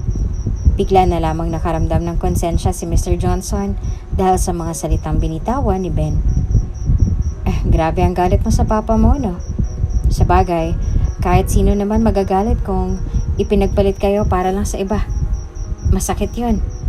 Wika nito at napayuko na lang binata. Alam mo po, Mr. Johnson, Galit na galit ako sa tatay ko kasi pinabayaan niya kami ni Mama. Tura ni Ben sa kanyang boss. Baka naman may dahilan ng tatay mo kung bakit niya nagawang bagay na yon. What if magkita kayo? Anong gagawin mo? Tanong ni Mr. Johnson sa binata. Hindi ko po alam. Kahit galit ako sa ama ko, gusto ko pa din siya makilala. Para bang sabik pa din ako sa kanya at gusto ko siyang tanungin kung bakit niya kami pinabayaan. Mas importante ba yung bagay na pinili niya kaysa sa amin ni Mama? Dati ko pa po yung tanong pero ang hirap hanapan ng kasagutan. Wika ni Ben at sa mga oras na yon ay naluha na lamang ito. Damang-dama ni Mr. Johnson ang puot, galit at hinanakit sa puso ng binata na tila ba tumatagos ang sakit na nadarama nito sa kanya. Alam kong mabuti ang Diyos. Malay mo balang araw masagot ng katanungan na matagal nang walang kasagutan. Magpakatatag ka lang. Tura ng lalaki kay Ben. Ngumiti naman ang binata at matapos ang pag-uusap ng dalawa ay umalis na ito at bumalik na sa kanyang ginagawa. Samantalang si Mr. Johnson naman ay tila ba hindi mapakali dahil hanggang ngayon ay dama niya ang sakit na dinadala ni Ben. May kung anong bagay na bumabagabag sa kanya na hindi niya alam kung kaya't doon na naisipan ni Mr. Johnson na tignan ang application letter o biodata ni Ben. Flora, banggit ni Mr. Johnson sa pangalan ng ina ni Ben. Nanlaki ang mga mata ng Mr. at hindi ito makapaniwala na ang ina ng binata ang kanyang madalas kasama at palagi niyang tinuturuan ng mga aral sa buhay. Maging sa iba pang bagay ay ang kanyang dating asawa na hinayaan niyang umalis noon at kanyang binaliwala sa mahabang panahon. Nangangatog na ibinaba ni Mr. Johnson ang biodata ni Ben at kaagad itong napaisip. Nahinto lamang ito sa pag-alaala sa kanya nakaraan nang dumating ang kanyang sekretarya. Mr. Johnson, pinapabigay daw po sa inyo ni Ben, isa sa mga empleyado. Nakalimutan niya daw pong ibalik sa inyo kanina. Bika ng sekretarya at ibinigay ang baonan ng pagkain. Tumango lamang ang Ginoo at saka kinuha ang baonan na may kutsara na siyang ginamit kanina ni Ben. Matapos na makalabas ang sekretarya ay agad nang patitig sa kawalan ang lalaki. Paano kung anak namin siya? Ibig sabihin buntis si Flora nung umalis siya. I need to find the truth. Kung tama man ang iniisip ko, ibig sabihin ako ang amang tinutukoy ni Ben. Tura ni Mr. Johnson sa kanyang sarili. Sa mga oras na yon, unti-unti nang nanumbalik ang lahat ng mga sinambit ni Ben at doon ay napagtanto ni Mr. Johnson ang lahat ng kanyang nagawang kamalian sa dating asawa. Dahil sa kanyang natuklasan, nagpa siya ito na ipa-DNA test si Ben at ang kanyang sarili upang makumpirma kung tama ba ang kanyang hinuha. Yes, Mr. Johnson, what can I do for you? Bungad na tanong ni Christoph, ang asawa ng nakababatang kapatid niyang si Beatrice. Christoph, I have a task for you. And please, let's keep it to ourselves. Papunta na ako dyan sa office mo to clarify things. Wika ng lalaki at kaagad na ibinaba ang tawag. Matapos na makausap si Christoph ay agad na nagtungo sa ospital si Mr. Johnson at doon ay dumiretso ito sa asawa ng kapatid. Kuya, ano pong problema? Ano ang lilinawin mo? Kunoto ang tanong ni Christoph at doon ay isinara ni Mr. Johnson ang pinto ng opisina. Look, napaka-importante nito, Christoph. Pakiusap sa ating munang dalawa ito. Ayokong ipaalam mo kay Beatrice o kahit kila mom and dad. Gusto ko na isagawa mo ang DNA test na ito ni Ben at sa akin. Paliwanag ni Mr. Johnson at doon ay napakunotang noon ng lalaki. Ben? Ito ba yung madalas na ikwento sa akin ni Beatrice na palagi mo daw kasama at magaan din ang loob mo? Bakit kailangan na magpa-DNA test kayong dalawa? Nagtatakang tanong ni Christoph. Oo, siya nga. Pakiusap, sana wala mo na ibang makaalam bukod sa ating dalawa. Tura ni Mr. Johnson na siyang mas lalong nakagulo sa isipan ng doktor. Teka lang, bakit mo kailangang ipa-DNA ang batang yon? Sa anong dahilan? Nagugulo ang tanong muli ni Christoph. Napahilamos naman ang kanyang mukha ang lalaki. Anak siya ni Flora. May ex-wife. May kutob ako na baka anak ko siya. Dahil sobrang gaan ang loob ko kay Ben. At hindi lang ako. Ganon din si Beatrice. Pagpapaliwanag ni Mr. Johnson at doon ay natahimik naman si Christoph. Sige kuya, hindi ko sasabihin kahit kanino. Kilala ko naman ang asawa ko. Panigurado kapag nalaman niya baka magkagulo pa. Makakaasa ka po. Sabihan kita kuya kapag lumabas ang resulta. Wika ng asawa ni Beatrice at doon ay umalis na si Mr. Johnson. Sobrang bigat ng pakiramdam niya na tila ba alam niya ng magiging resulta dahil daman niya ang lukso ng dugo sa pagitan nila ng binatang si Ben. Matapos ang araw na yon, hindi na naalis pa sa isipan ni Mr. Johnson si Ben at ang dati niyang asawa na si Flora. Makalipas ang 1 linggo ay nakatanggap ng tawag si Mr. Johnson mula kay Christoph kung kaya't agad itong nakipagkita sa doktor. Nasaan ang DNA test result? Kaagad na tanong ng lalaki at doon ay inaabot ni Christoph ang kulay brown na envelope kung saan nakalagay ang resulta ng DNA test. Kuya, sealed pa yan. Kahit ako ay hindi pa nakikita ang laman yan. Wika ni Christoph at kaagad naman na binuksan ni Mr. Johnson ang envelope at doon ay nanlaki ang mga mata nito. Anak ko nga si Ben. Hindi makapaniwalang wika ni Mr. Johnson at napaluha pa ito ng mga oras na yon. Hindi nito sukat akalain na ang binatang kanyang madalas payuhan sa buhay ay kanyang anak. Hindi alam ni Johnson kung ano bang kanyang gagawin ngayong alam niya ng totoo.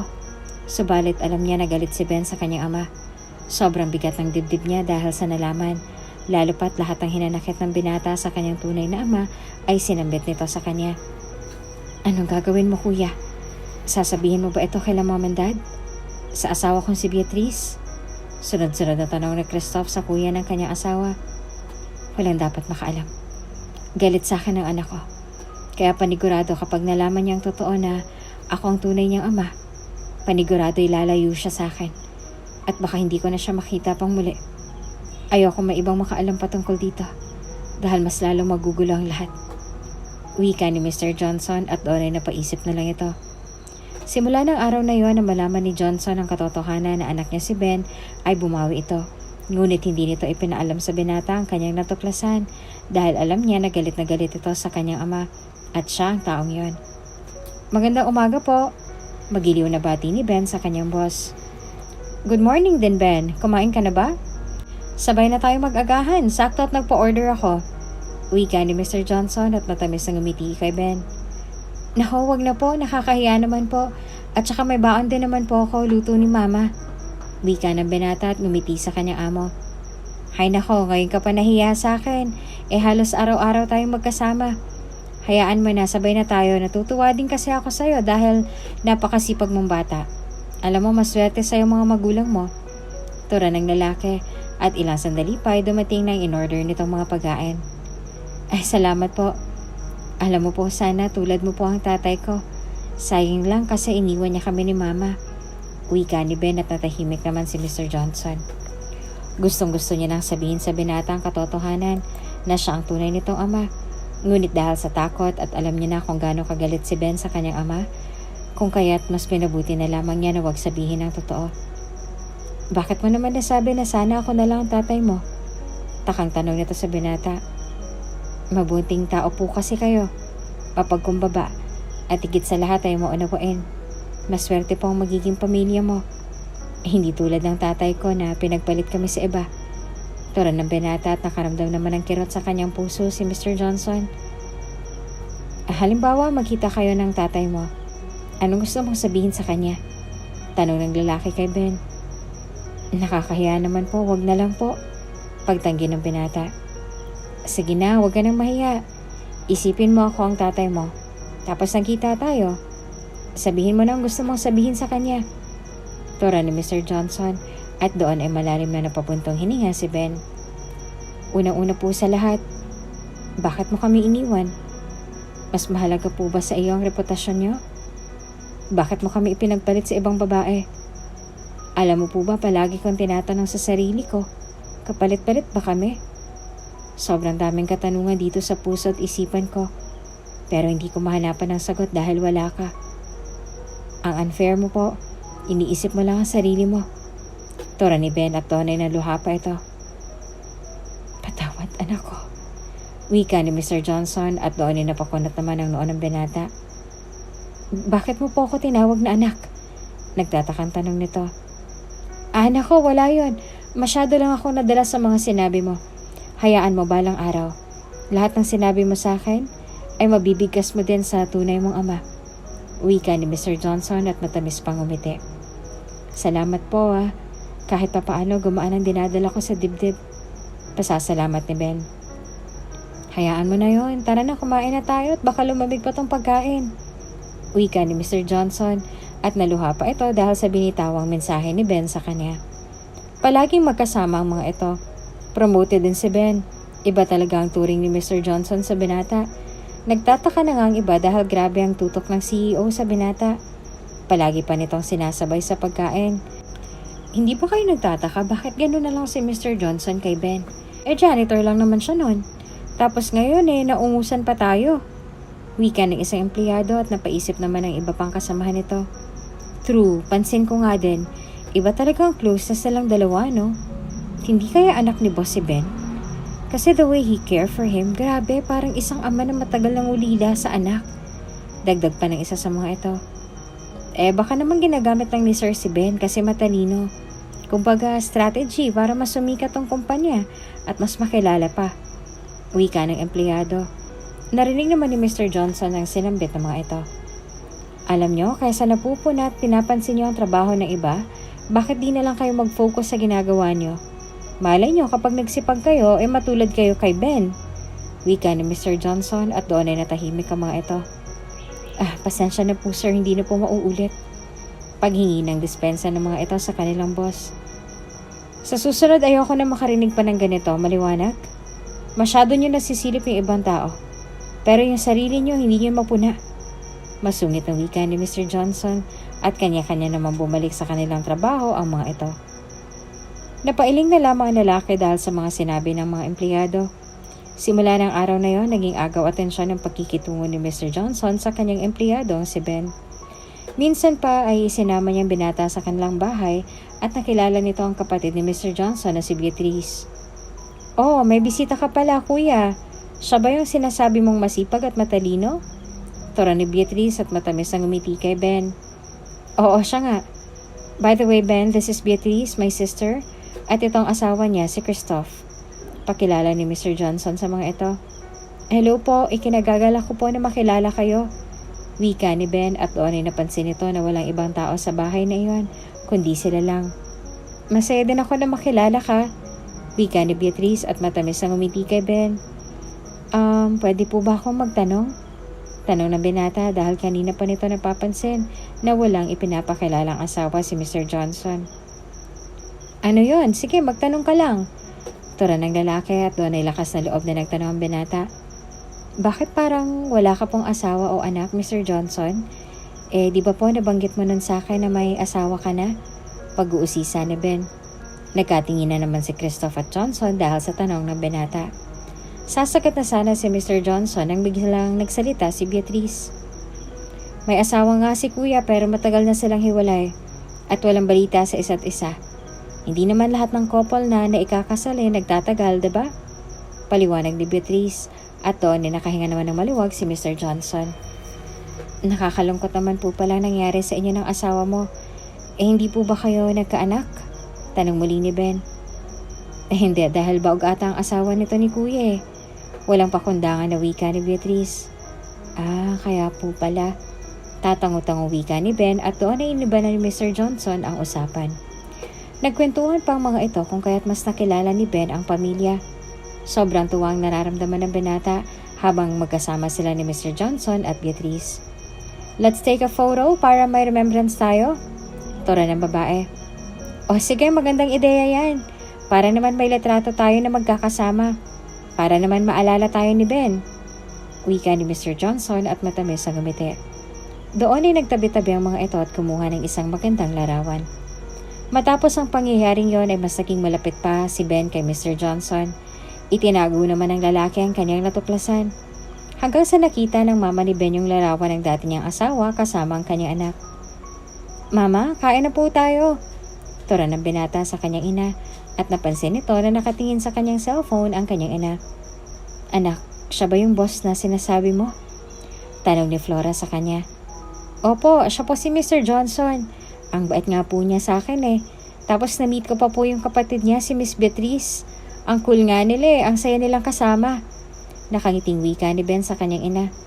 Napatango na lamang si Flora pero hindi niya sinabi sa kanyang anak na ama nito ang sinasabing Mr. Johnson ni Ben.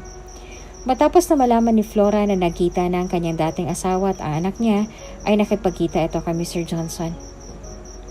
Flora, anong ginagawa mo dito sa kumpanya ko? Nangangatog na tanong ni Mr. Johnson sa dating asawa. Saglit lang ako dito, Johnson. May gusto lang akong sabihin sa'yo. Panimula ni Flora. Flora, alam ko ng totoo. Anak ko si Ben, tama? Bakit hindi mo malang sinabi sa akin? Sunod-sunod na tanong ni Mr. Johnson sa dating asawa. Deserve mo ba na malaman? Ni hindi mo nga ako hinanap o sinundan man lang? Kinalimutan na kita. Simula nung mas pinili mo sa surrogacy. Pakiusap, Johnson, lubayan mo ng anak ko. Huwag mong gamitin ang pera at kapangyarihan mo para makuha siya. Walang kaemo-emosyong tura ni Flora.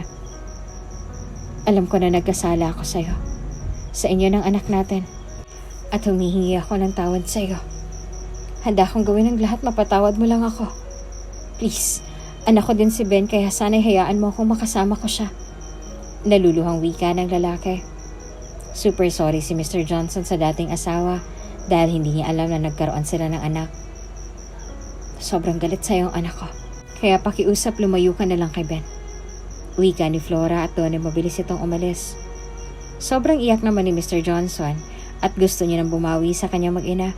Pero takot siya na sabihin kay Ben na siyang ama kasi siguradong magagalit ito sa kanya. Nang makaalis si Flora ay siyang dating naman ni Ben at napansin nito ang luha sa mata ng kanyang boss. Mr. Johnson, umiiyak ka po ba?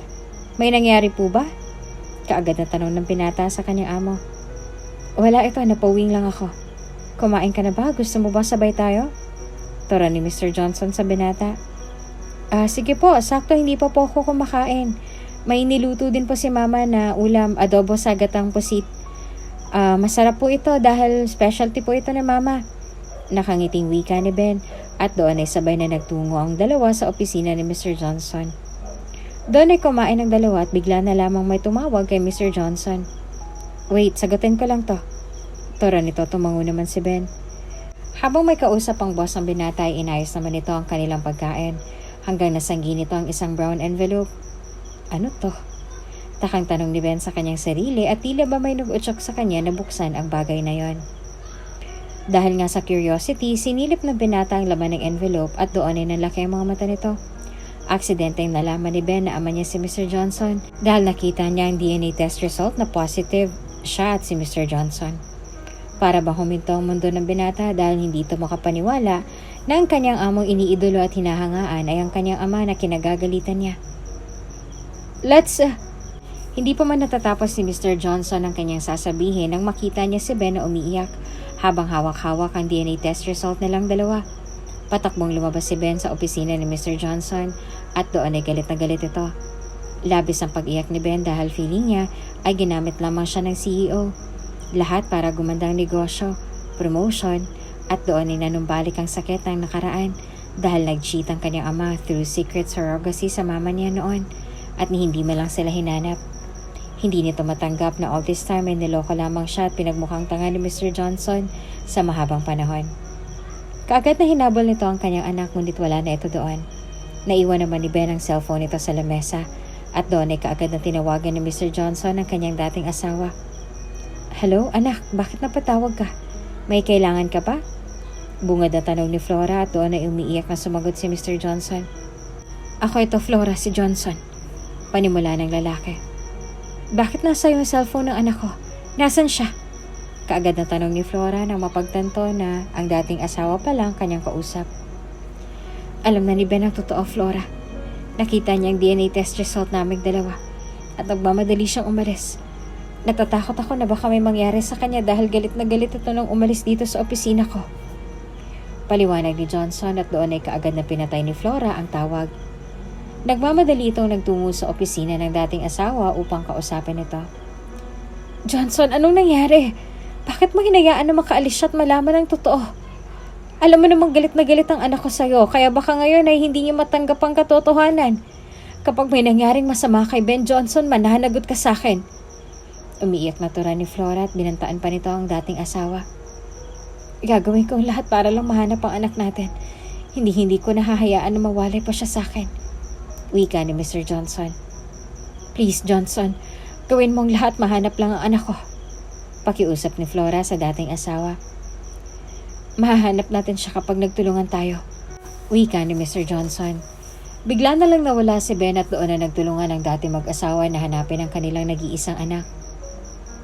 Kuya, bakit nagpahanda ka pa ng helicopter? Saan ka ba pupunta? Tanong ni Beatrice dahil nalaman nito na aalis ang kanyang kuya.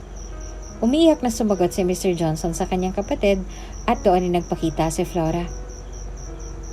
Nawawalang anak namin ni Flora at lahat gagawin ko para mahanap siya. Lumuluhang wika ni Mr. Johnson at doon ay napakunot ang noo ni Beatrice. Anak niyo? May anak ba kayo? Naguguluhang tanong ng babae. Oo, Beatrice, may anak kami ni Flora at siya si Ben. Pag-amin ni Mr. Johnson at doon ay napayuko ito. What? Anak mo si Ben? Ibig sabihin pamangkin ko siya? Kaya pala gano'n na lang ang gaan ang loob ko sa kanya na para bang magkakilala kami. Tura ni Beatrice at doon ay napahilama si Flora. Oo, kadugo niyo si Ben. Anak namin siya ng kuya mo. Pero ngayon nawawala siya. Umiiyak na sagot ni Flora at doon ay napakunot ang noo ng babae. Nawawala? Teka, ano bang nangyari? Hindi ko maintindihan. Bakit nawawala si Ben? Saan siya nagpunta? Nagtatakang tanong ni Beatrice. Gulong-gulo na ang isipan ng babae dahil sa biglang pangyayari. Nalaman ni Ben ang totoo na akong tatay niya. Hindi niya yun matanggap dahil sobrang galit na galit siya sa akin dahil sa pag-iwan ko sa kanila at pagbaliwala ko noon. Ngayon hindi ko alam kung saan ako magsisimula na hanapin siya. Sana lang ay nasa mabuting kalagayan siya. Lumuluhang wika ni Mr. Johnson at doon ay walang pag-aatubiling sumakay ito sa helicopter. Kuya, sasama ako. Tura ni Beatrice. Ako din. Dagdag pa ni Flora, ngunit mabilis na umiling ang lalaki. Dumito na lang kayo. Ikaw, Flora, umuwi ka na sa inyo dahil baka nandun si Ben. Tawagan niyo na lang ako kung sakaling bumalik na siya. Wika ni Mr. Johnson at doon ay umalis na ito. Lula ng helicopter ay hinanap nito ang kanyang anak sa kung saang lugar. Para bang mababaliw na si Johnson dahil sa lapis na pag-aalala sa kanyang anak. Samantala sa kabilang banda naman ay himasmasa naman si Ben at umuwi na sa kanilang tahanan. Ben, anak, saan ka ba galing? Pinag-alala mo ko. Umiiyak na wika ni Flora at doon ay mahipit nito niyakap ang anak. Nagpalamig lang po ako at nagpalipas ng galit. Mama, alam mo na po ba noon pa na si Mr. Johnson ang ama ko? Tanong ni Ben sa kanyang ina. Napayuko ito at tumango naman si Flora. Pasensya ka na anak kung hindi ko sinabing totoo sa'yo. Natakot ako na kapag nalaman mong totoo, ay iwan mo ako at sumama ka sa papa mo. Ayoko din na magulo pang buhay natin dahil kinaya naman natin na tayo lang. Wika ni Flora sa kanya anak. Pero mama, nagsinungaling pa din po kayo sa akin. Nasaan po si Mr. Johnson? Paano mo po nakuha ang cellphone ko? Sunod-sunod na tanong ni Ben sa kanyang ina. Nakita kami. Ginamit niyang cellphone mo para sabihin sa akin yung nangyari.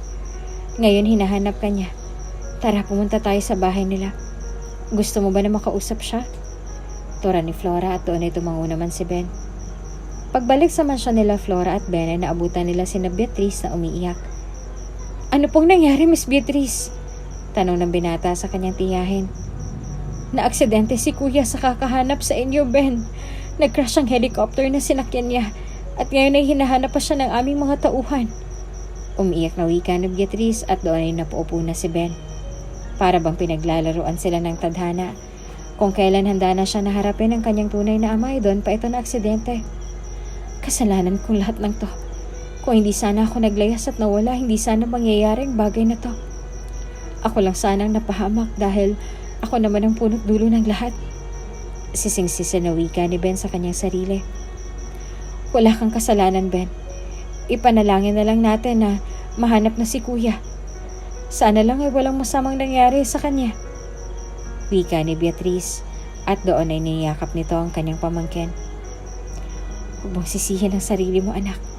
Panigurado ay gagawa ng paraan ng papa mo para bumalik. Manalig lamang tayo sa Diyos. Sa pagpapakalma ni Flora sa kanyang anak. Ilang sandali ay tumunog na ang cellphone ni Christoph at doon ay ngumiti ito. Nahanap na si Kuya Johnson, nasa ospital na siya. Wika ni Christoph at doon ay mabilis na nagtungo sa ospital na tinek sa kanya ng kanilang mga tauhan. Pagdating sa ospital ay nakaligtas si Mr. Johnson pero paralyzed ang lalaki. Sobrang nagsisisi si Ben sa nangyari. Nadatnan niya ito na walang malay at puno ng galos at saka sugat ang katawan nito. Papa, pasensya na po kung umalis ako. Nabigla lang ako sa nalaman ko. Please naman po, sana gumising ka na. Handa na po ako makinig sa paliwanag mo. Umiiyak na wika ni Ben sa natutulog niyang ama. Ben, ikaw nang bahala sa papa mo. Kakausapin ko lang ang mama mo. Wika ni Beatrice sa kanyang pamangkin. Sige po, Miss Beatrice. Hindi po ako aalis hanggat hindi nagigising si papa. Lumuluhang wika ng binata. Tita Beatrice na lang itawag mo sa akin. Wika ng babae at doon ay ngumiti ito sa kanyang pamangkin. Sige po. Tipid na wika ni Ben at itinoon muli ang kanyang atensyon sa kanyang ama. Lumabas naman si Beatrice at doon ay kinausap nito si Flora. Flora, humihingi ako ng pasensya sa lahat ng ginawa ko noon sa'yo. Panimula ng babae at doon ay napatingin naman si Flora kay Beatrice. Matagal ko na kayong pinatawad. Lalo na nung malaman ko na namatay ang mga magulang ninyo. Gustong gusto ko na bumalik nun. Hinihintay ko na sundan ako ng kuya mo pero napagod ako. Umasa ako na hanapin niya ako pero mali ako dahil hinayaan niya ako na lumayo sa kanya. Noong mga oras na yon, alam ko na buntis na ako. Gusto ko sanang sabihin sa kuya mo noon pero laking gulat ko na lang nang makita kong usapan niyo. Sobra ako nasaktan noon kasi mahal na mahal ko si Johnson. Pero ipagpapalit niya ang maganda naming pagsasama dahil lang sa surrogacy. At ang masakit pa doon, alam niyong lahat. Mahabang litanya ni Flora habang tumutulo ang luha sa kanyang mga mata. Habang sinasambit niya ang mga salitang yon, ay nanumbalik ang kirot sa puso ni Flora. Unti-unting bumalik ang sakit sa kanyang puso. Hahanapin ka naman talaga ni kuya. Pero sinulsulan namin siya na huwag ka nang sundan pa dahil wala naman kayong anak. Patawad kung kami naging dahilan ng pagkasira ng inyong pamilya. Paghingi ng tawad ni Beatrice at lumuhod pa ito sa harapan ni Flora. Nagulat naman ang babae sa ginawang niya ni Beatrice. Hindi niya inaasahan na darating ang araw na magkikita pa sila ng mga taong nanakit sa kanyang damdamin. Hindi lubos maisip ni Flora na luluhod sa kanyang harapan ng kapatid ng dati niyang asawa. Tumayo ka dyan, Beatrice. Hindi ako Diyos para luhuran at gaya nga ng sinabi ko kanina. Matagal ko na kayong napatawad. Oo, nandito pa din ang sakit ng nakaraan at ang sugat na kailanman hindi na mawawala. Pero pinatawad ko na kayo. Kung ang Diyos nga nagpapatawad, ako pa kaya? Sa ngayon, ang dapat nating intindihin ay si Johnson. Kalimutan na natin ang mapapait na nakaraan. Sana maging okay na ang kuya mo. Wika ni Flora at doon ay nagkapatawaran na nga ang dalawa. Matapos na makausap si Beatrice ay pumasok na si Flora sa silid ni Johnson at doon ay nakita niya ang anak na umiiyak habang hawak-hawak ang kamay ng kanyang ama. Mama, kamusta po? Nagkausap na po ba kayo ni Tita Beatrice? Tanong ni Ben sa kanyang ina. Oo anak, nagkausap na kami. Humingi siya ng tawad sa lahat ng nagawa niya noon. Anak, nagkamali ako ng akala. Iniisip ko na hindi tayo hinanap ng papa mo. Pero may dahilan naman pala siya. Nasulsulan lang siya noon ng iyong tita at lolo at saka ng lola mo. Pasensya ka na anak kung naging selfish ako ha? Tura ni Flora at doon ay nagyakapan na mag-ina. Sa paglipas ng mga araw, si Flora ang siyang nag-alaga sa kanyang dating asawa dahil naging paralisado na ito dahil sa aksidente nangyari. Flora, pasensya ka na, naging pabigat tuloy ako sa inyo ng anak ko. Uutal-utal na tura ni Mr. Johnson sa kanyang dating asawa at naluluhang napatingin sa babae. Huwag mong isipin ang bagay na yon, Johnson. Ang mahalaga ngayon ay gumaling ka na maging okay ka. Naghihintay kami sa pagaling mo. At kahit nandito ako para sa'yo, ikaw lang din ang makakatulong sa sarili mo.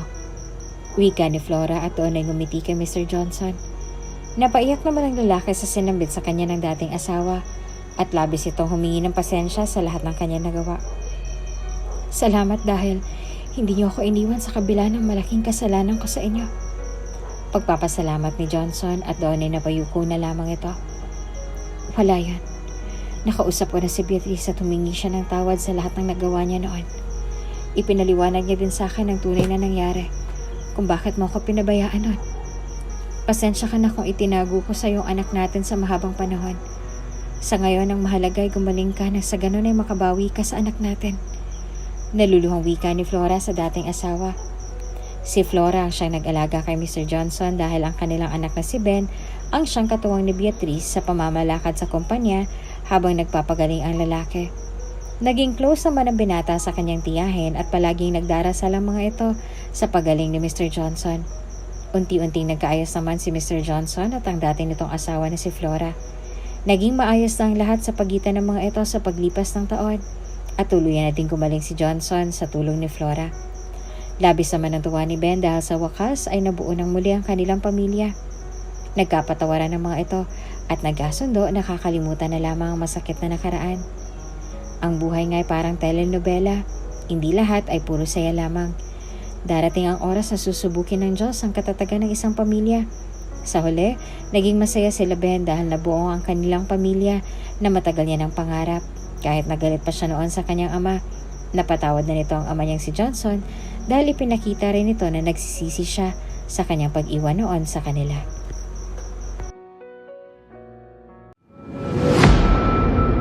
Kung bago ka pa lang sa channel na ito, Ate Jane TV, huwag kalimutang pindutin ang notification bell and subscribe button.